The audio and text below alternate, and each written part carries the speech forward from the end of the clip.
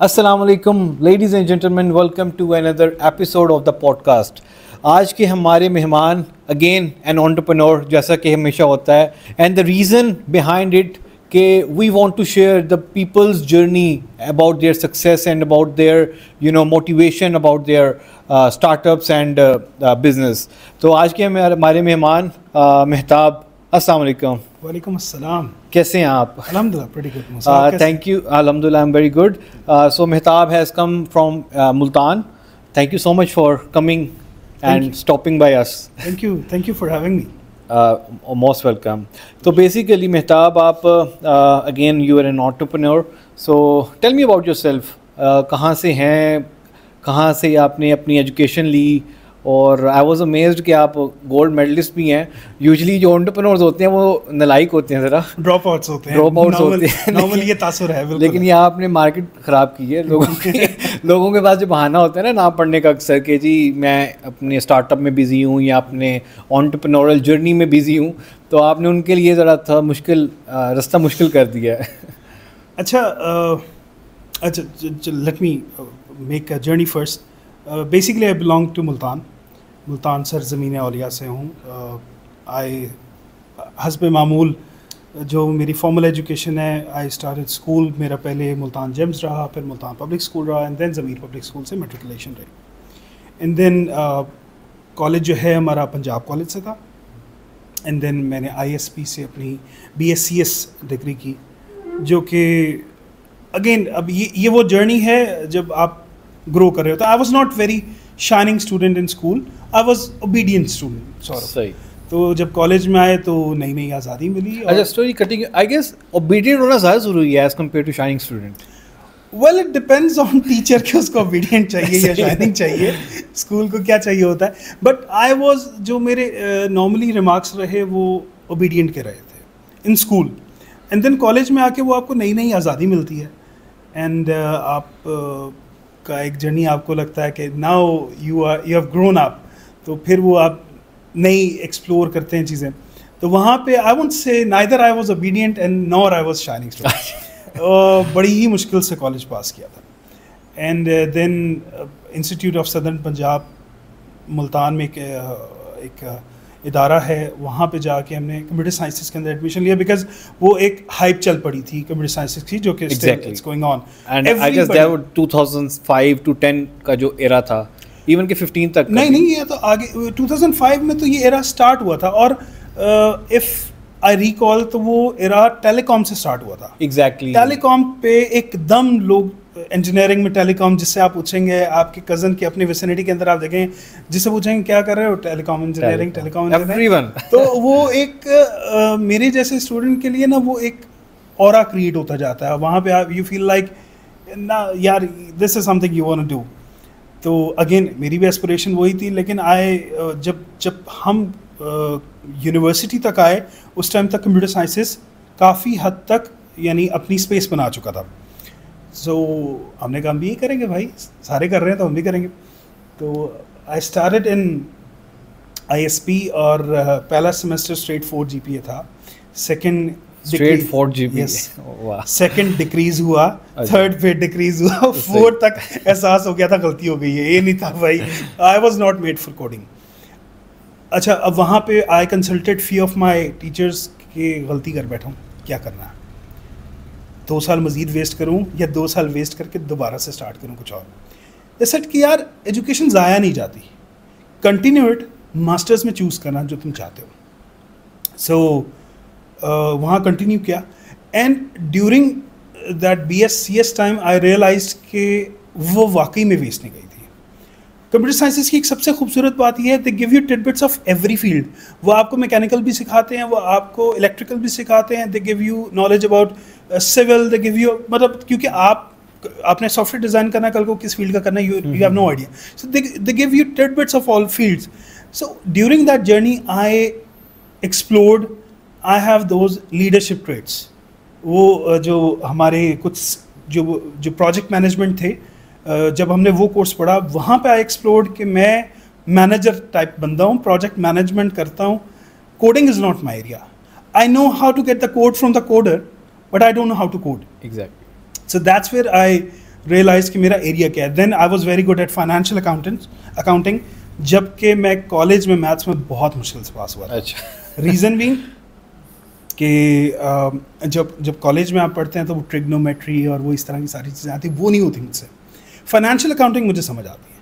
Then English was good, तो वहाँ से आपको वो एक डायरेक्शन मिलती है. देन जब हमने यूनिवर्सिटी पास की, देन अगला फेज़ था मैं MBA.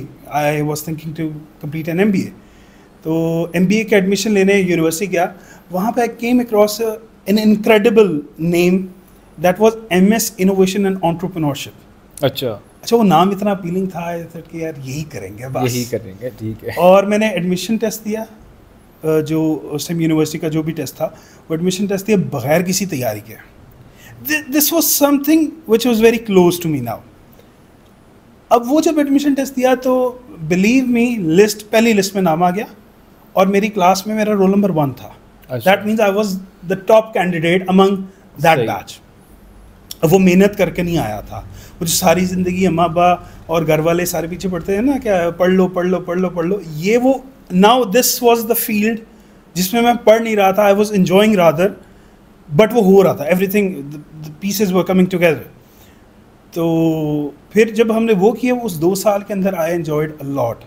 मैंने हार्ड वर्क नहीं किया, स्मार्ट वर्क किया. समझ आया वो फील्ड थी that I should have chosen in bachelors as well.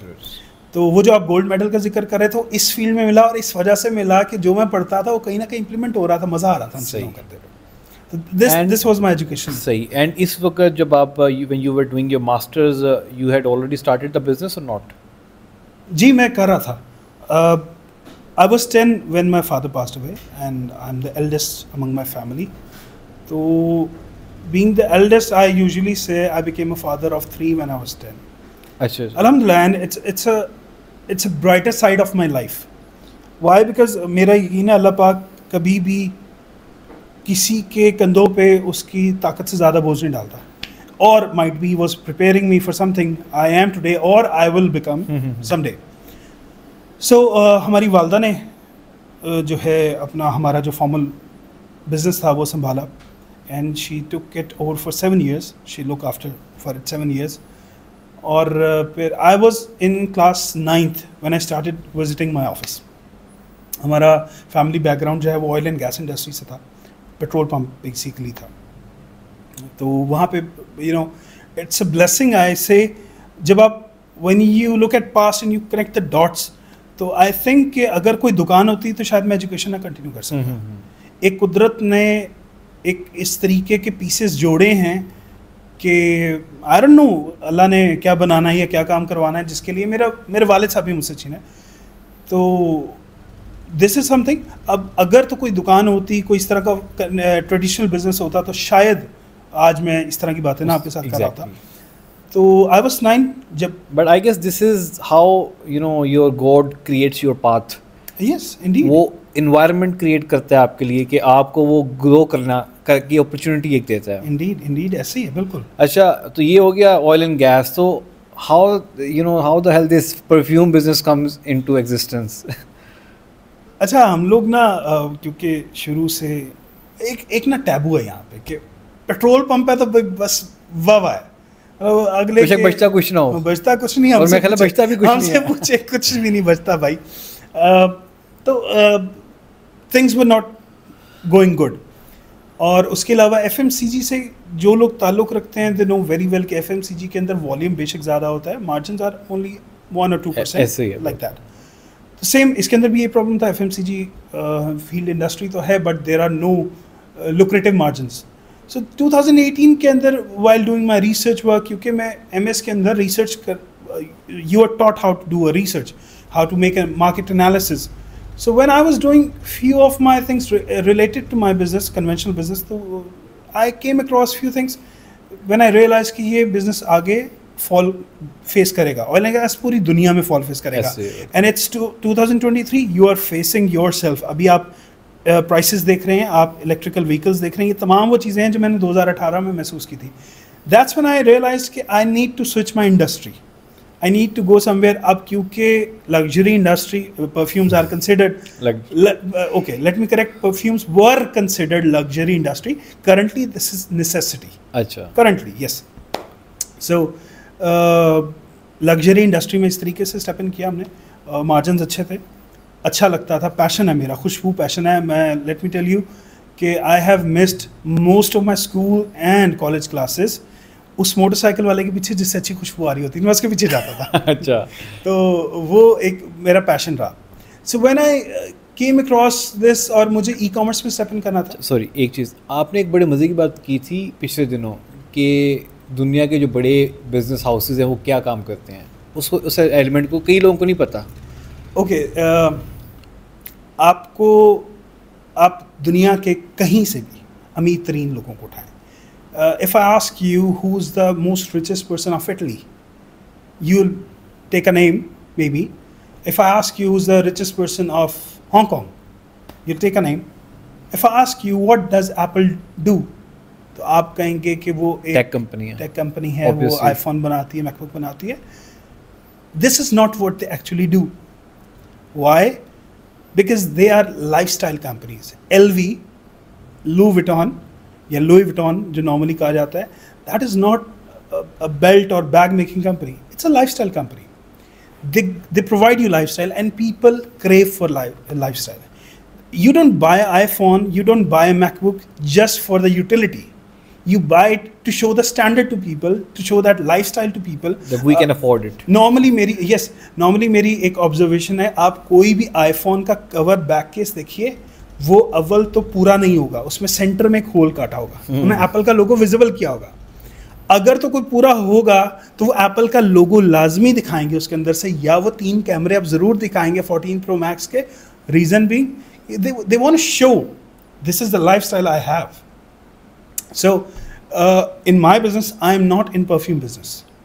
I am और I want to make my company a lifestyle product so that people could be proud of using my product. This is what I want. And this is totally, I mean, made in Pakistan. Import तो नहीं कर रहे आप? We have certain limitations. It has a tag of made in Pakistan, yes, because the product is assembled or majority manufactured in Pakistan. Okay. We have certain limitations. For example, एक perfume के अंदर कुछ notes हैं. कोई एक फूल है, कोई एक पौधा है जो इस सरजमीन पे उगता ही नहीं है. वो टर्की की सरजमीन है, वो सरजमीन है शाम की, वो सरजमीन है यूरोप की, वो वहाँ से आता है. तो वो हमारी लिमिटेशन है कि उसका ऑयल हम यहाँ पे कर नहीं सकते. So there are few ingredients you have to import. And I am very much striving to build an ecosystem in Pakistan जिसमें हम लोग बॉटल्स, पैकेजिंग सारा कुछ यहीं असेंबल करें, यहीं हम मैन्युफैक्चर करें. अभी तक हम लोग पैकेजिंग में कामयाब हैं. अभी तक हम लोग 60% इंग्रेडिएंट्स में कामयाब है. 40% we are still dependent on other countries. अच्छा. But we aspire to become 100% made in Pakistan by coming years इंशाल्लाह. अच्छा. सो फार अगर पाकिस्तान की हिस्ट्री उठा के अभी तक देखी जाए तो unfortunately we have not been able to produce lifestyle brand जिसकी आप बात कर रहे हैं कि it's not a tech company, it's a lifestyle brand. Louis Vuitton हो या किसी कोई भी बड़ी जो जिसमें लोग ये एक एलिमेंट होता है कि yes we are the brand, and जो लोग उसको ख़रीदते हैं वो इसलिए ख़रीदते हैं because they want to show that we can afford it. तो अभी तक we have not been able to deliver one such brand of lifestyle all over the world. तो इसकी क्या रीज़न आपको लगती है कि पहले क्यों नहीं किया, और आपको क्या लगता है कि what is your probability to be the one? अच्छा Musa, to be very honest, the question is very broad in aspect. It is not something किसी ने सोचा और उसने कर लिया.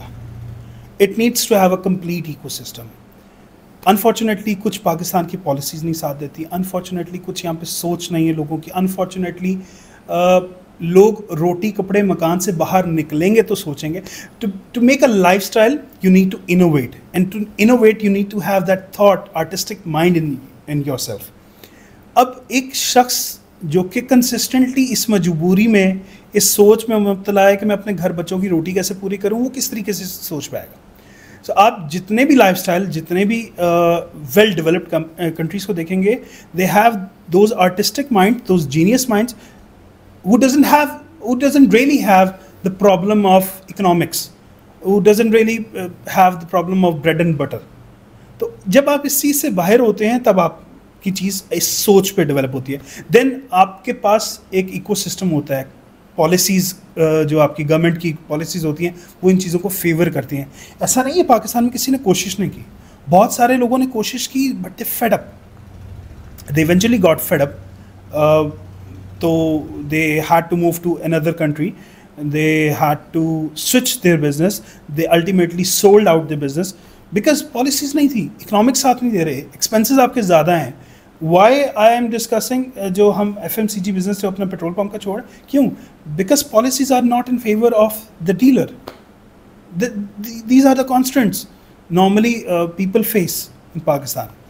I still believe people have lots of potential. I still believe के lifestyle products Pakistan में भी बनेंगे और बहुत जल्द बनेंगे, बिकॉज अब वो सोच बदलती जा रही है आहिस्ता आहिस्ता. सही. और चलें अब इसमें हम अगर इसको आपका जो बिज़नेस है, obviously you are one of those people who are working into e commerce, और ई कॉमर्स का थोड़ा सा बताएं क्या डिफ़िकल्टीज आप फेस कर रहे हैं, because there is a number of people who have come into e commerce and who are willingly and who want to come into e-commerce business. Obviously Pakistan की जो मार्केट है बड़ी पोटेंशियल मार्केट है, there is a lot of अब मुझे exactly number याद नहीं है, गेस कितने मिलियंस हमारा जो एक्टिव मोबाइल यूज़र है और कितने मिलियन इनमें वो है जिसको एक्टिव इंटरनेट रीचेबल है. तो बहुत बड़ी एक मार्केट है. Okay, so let me quote the statistics I read in 2020 somewhere. Okay. और ये ऑफिशियल स्टैटिस्टिक्स थे कि पाकिस्तान के अंदर 35% of people have internet access and only 4% of that 35% people are inclined towards e-commerce or buying online. Still, the majority of people are still on the conventional side, on the traditional business. So आपका सवाल ये थे statistics, आपका सवाल जो था e-commerce की तरफ मैं कैसे आया या लोग क्या हर्डल्स हैं. सो प्राइमरली जो मैं समझता हूँ यहाँ पे ई-कॉमर्स में, this is tip to all your viewers, all the people, कि अब तक जो ई कॉमर्स पे नहीं आया, this is prime time to jump in. एक दुकान कितने एरिया को कैटर करेगी, कितने लोगों को करेगी? In e-commerce first of all you have that complete city, complete country and then complete world. और कल को जो मेटावर्सेस की बात हो रही है, you might have access to metaverses as well. So पहली बात ये, मुझे क्या ऑब्स्टिकल्स आए, सच पूछो तो कोई हार्ड एंड फास्ट ऑब्स्टिकल्स नहीं है. माइट बी अब मैं यहाँ बैठ के बात कर रहा हूँ, जो मुझे लगता था मैं एजुकेशन में ज़ाया कर रहा था अपने आप को कंप्यूटर साइंसेज में, वो अब काम आती है, बिकॉज यू नो कि आपको किस तरीके से चीज़ें करनी है.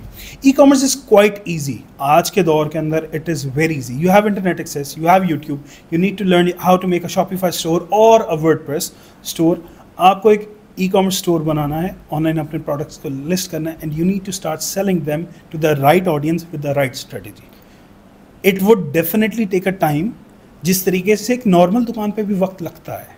ऐसा नहीं है कि आपने पहले दिन शटर ओपन किया और आपके पास एक लिस्ट ऑफ. बट इसमें जो इश्यूज अक्सर जो मतलब obviously I am also into e commerce services, लेकिन रिटर्न्स का बड़ा इशू आता है. जो पेमेंट मेथड्स हैं वो उस तरह से नहीं है, ऑनलाइन पेमेंट मेथड्स नहीं होते. Cash on delivery is a huge problem in Pakistan, जिसकी वजह से आपका 10% 15% रिटर्न तो बहुत मतलब नॉर्मल है. बल्कि मैं कहता हूँ कि जिसका 10% से नीचे हो वो एक बहुत मौज में ज़िंदगी गुजार रहा है वो ब्रांड. उसके अलावा हमारा ये भी डॉलर का जो इशू आ रहा है, $30,000 से ऊपर आपकी स्पेंडिंग नहीं जा सकती. तो इस तरह के जो इश्यूज़ होते हैं ना, वो फेडअप कर देते हैं एक एंटरप्रेन्योर को. फिर वो भी भागता है कि यार कुछ और रास्ता देखें. तो इनको आप किस तरह से कैटर कर रहे हैं इन इश्यूज़ को? अच्छा, मेरा ये ज़ाती ख्याल है कि अगेन इकोसिस्टम बहुत ज़रूरी है. ऐसा नहीं है कि अब पेमेंट गेटवेज का ऑप्शन मौजूद नहीं है. आहिस्ता आहिस्ता people are converting, there is a need, people are giving the solutions. I myself have face this one. अच्छा, पाकिस्तान के अंदर still people are more convinced towards cash on delivery, पहली बात, rather than pre payments. Reason आपके सामने, जो पाकिस्तान के अंदर एक नॉर्मली तासुर था फ्रॉड का, ऑनलाइन का, जो कि आहिस्ता आहिस्ता खत्म होता जा रहा है. बहुत कम. पहले बहुत ज़्यादा पीक पे था, we agree on that. Even I was reluctant buying online. Ab, because you have few checks, you check the reviews, you check the social media groups, आप वहाँ पे लोगों से पूछ लेते हैं, आपको प्रोडक्ट की वीडियोस देख के अंदाज़ा हो जाता है कि ऐसे आई गेस इसके अलावा ये भी एक फैक्टर है कि अच्छा काम करने वाले इतना ज़्यादा बढ़ गए हुए हैं, ओब्वियस उनका वर्ड ऑफ माउथ होता है, रिव्यूज़ होते हैं, then you have to do something. अगर आप उनके साथ कम्पीट करना चाहते हैं तो फिर धोखेबाजी से काम तो नहीं चलेगा। एक दफ़ा आ जाएगा, दूसरी बार तो at the end of the day you have to provide quality product. True. अच्छा, जो रिटर्न्स की आपने बात की, रिटर्न्स में हमने इनिशियली चैलेंज फेस किया। Initially our return rate was, return से मुराद अनडिलीवर्ड, नॉट द वन जो कस्टमर ने वापसी किया, वो नहीं, अनडिलीवर्ड सॉरी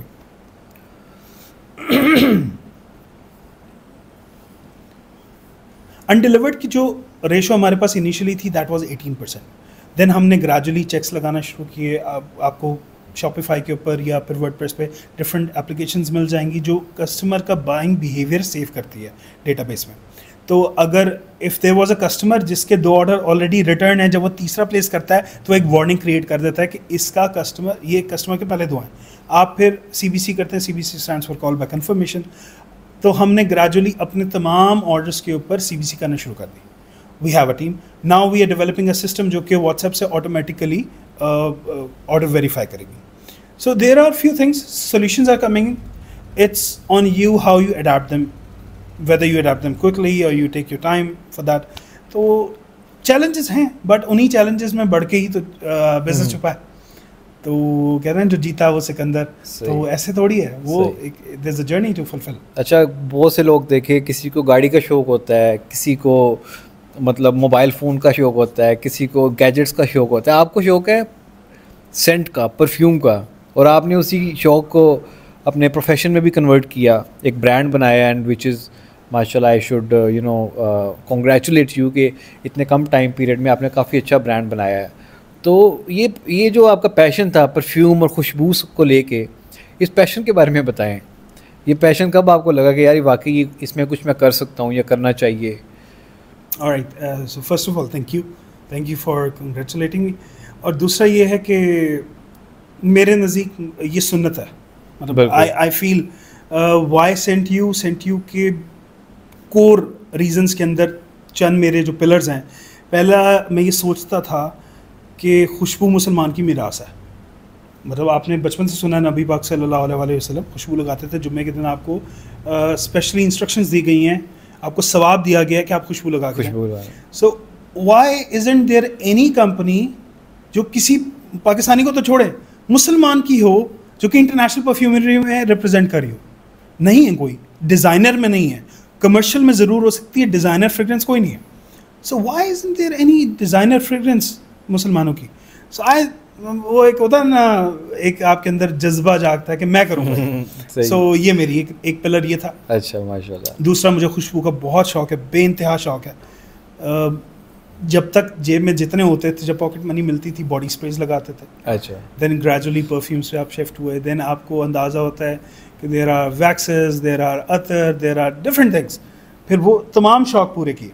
और जैसा मैंने आपको बताया कि I used to follow the person, उसका ट्रेल उसका फॉलो करता जाता। आई हैड नो आइडिया उसने कौन सा परफ्यूम लगाया, बट बस वो अच्छा लगता था। आज भी, even today while buying the ticket from the counter, मैंने उससे ये बाद में पूछा कि टिकट बुक हुई है कि नहीं, मैंने उससे पूछा परफ्यूम कौन सा लगाया। अच्छा। Because I was more interested. तो ये शौक है आपका। And I think the person is lucky enough जो अपने शौक को, अपने पैशन को अपने प्रोफेशन में बदल सकता है, या कुदरती तौर पर अल्लाह पाक बदल देता है। So that's one of the reason I don't find myself burdened working. I spend hours in lab, I spend hours in my office. I don't find myself frustrated, fatigued or something like that because I enjoy my work. सही। And क्या आपका इरादा है इसको physical retail, और obviously अगर आपने एक अपने जहन में इस गोल सेट किया है कि you have to make this an international brand और एक लाइफस्टाइल प्रोडक्ट इसको बनाना है आपने, तो क्या आपको लगता है कोई आपने गोल दिया हुआ अपने आप को कि इस साल तक मैं ये you would be able to achieve इंशाल्लाह? Sir, if you ask me 2050 तक मेरा क्या प्लान है, I can give you exact details के ये होना है। अच्छा। मैं आपको इतनी डेप्थ में तो अभी नहीं बता पाऊंगा, लेकिन आई can give you the slight idea. Definitely retail में जाना है, इस काम को रिटेल के बगैर आप नहीं चला सकते। हमने स्टार्ट ई कॉमर्स से किया था, and I think e-commerce has better potential than retail, but retail in fragrance is necessary as well. So इंशाल्लाह इस साल के Q4 क्वार्टर 4 के अंदर आई गेस जो मतलब रिटेल में जब आपका प्रोडक्ट आ जाता है तो उससे आपको एक अलग से ब्रांड ट्रस्टेबिलिटी का जो एक फैक्टर होता है वो मिल जाता है। Yes, unfortunately in Pakistan you have to go, आपको ऑथेंटिसिटी चाहिए रिटेल के through. When you see a counter, when you see a stall, when you see a shop of something, तो आपको एक ब्रांड ऑथेंटिसिटी क्रिएट होती है। वेस्ट में ऐसा नहीं है। वेस्ट में there are more e commerce companies, और इवन इन चाइना अभी आप चले जाएं, जो आपको अली बाबा या अली एक्सप्रेस पे जो लिस्टेड वेब जो कंपनीज मिलेंगी वो गराज से चल रही होंगी, वो कमरे से चल रही होंगी। दे बिल्डिंग एंटायर कंपनीज और factories out of their garage. तो पाकिस्तान के अंदर आपको एक चाहिए होता है ऑथेंटिसिटी के लिए, वो आपकी बात बिल्कुल ठीक है।